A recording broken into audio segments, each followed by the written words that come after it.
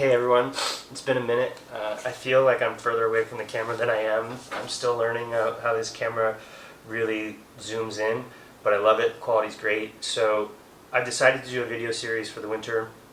Some upgrades, some modifications, aesthetics, comfort, convenience for some of these modifications, and then other ones are just that because I'm going to be taking the bike apart, I might as well make some changes. Excuse me while I'm in there. I did this recording once, long, thorough. I'm going to try and do it really quickly and watch it back and see which one I like more. So, fork covers for the fork tubes. The black doesn't match. If you look if you watch my previous video of the install, you'll hear all about how when you buy these aftermarket parts and they claim to match the factory gloss black, they don't. So it's driving me nuts. And there are a couple other pieces that I've nicked up or that need to be cleaned up, like the sissy bar. The ring around the headlight needs to be cleaned up and painted. The handlebars, I'm making a modification to my charging system that will be incorporated in the handlebars, so they'll be painted too. So gloss black paint for some parts just to clean things up and to make everything match. As I just said, I'm going to be changing my charging system for USB-C.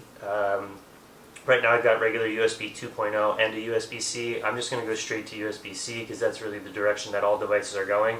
Plus it'll be a lot smaller than what I have now.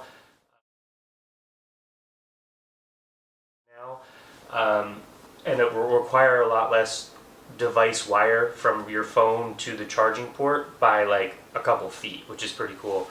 But it'll still be used or controlled by the toggle switch that I've installed in the side of the frame.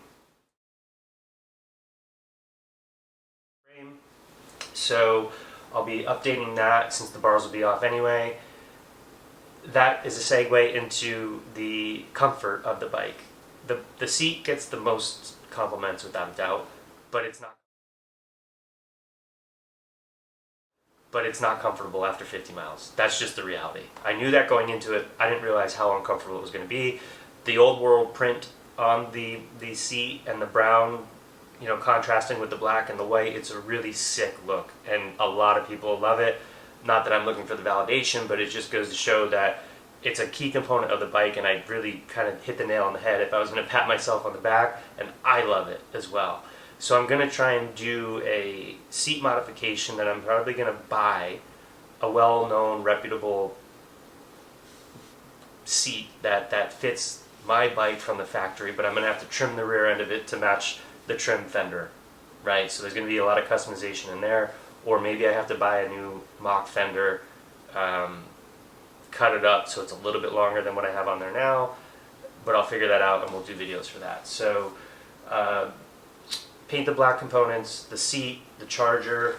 I want to, if you can see here, I lean pretty hard on this bike, and I'm noticing on my front tire and my rear tire, I'm not getting all the way to the edge of the tire. I can still see the oil from when this tire was manufactured. When you get all the way to the edge, that oil goes away. Obviously you wear some of the tire down and that oil is gone. I'm off by about an inch to where I have no more tread to turn or on my lean angle. That's because of this. I love these DK custom platform BMX style pegs. I think they're awesome, but at the end of the day they're preventing me from getting as far down as I would like to when I'm leaning into a turn. I've got about 1.5 to 2 inches before I would hit my my highway bar, or my foot peg bar, some people call it a crash bar. So I want to just find shorter pegs. I'm going to keep the DK Customs in the rear. I love them. So that the passenger has a big platform, but definitely need to do something for me when I'm riding to get a little more lean angle. The exhaust, when I had the exhaust made, I had a vision for it, and we didn't kind of get where I wanted to be. So I think I'm going to pull my exhaust off. I'm going to cut it either here or here, and I'm going to, from the way you're seeing it right now, I'm going to angle this last cone or piece of the tube here down slightly and out away from the bike slightly, so that it's not blasting my rear brake reservoir with hot exhaust, but also excuse me, but also my passenger then doesn't have to worry about their toe touching it and then ruining their boot or their shoe. And it just kind of gets them away from also smelling like exhaust, because that exhaust is just blasting their foot and then their whole leg is, they stink like exhaust fumes for the rest of the day. So that's a convenience thing, but also I think a form and function, so that you don't have to worry about your toes being right next to a hot exhaust. So it doesn't seem like this is a shortened video, but the first one was a lot longer. The last piece is the brass breather bolts that I have from DK Custom Products. I love the DK Custom Velocity stack, but I'm just sick of the oil blowing off and coming out and all on the side of the bike. Maybe if I rode a little more gingerly, that wouldn't happen. Not as heavy on the throttle, it might not happen, but eventually it's going to happen. So I'm going to get a catch can, and essentially it just allows the oil to come out of the cylinder heads, but it doesn't vent to the atmosphere. It goes into a little catch can that you then unscrew or disconnect, and then you could empty that and recycle it with your old oil. So I think that's everything. As I do the individual videos, I will go into more depth, more detail, but hopefully I kept this under 5 or so minutes. And yeah, this is part 1 of the series. I'll post this up, and then as I do things, I will put up new videos, and they'll be shorter, hopefully a little bit more succinct, and it'll be cool to have like a video series. So Thanksgiving next week.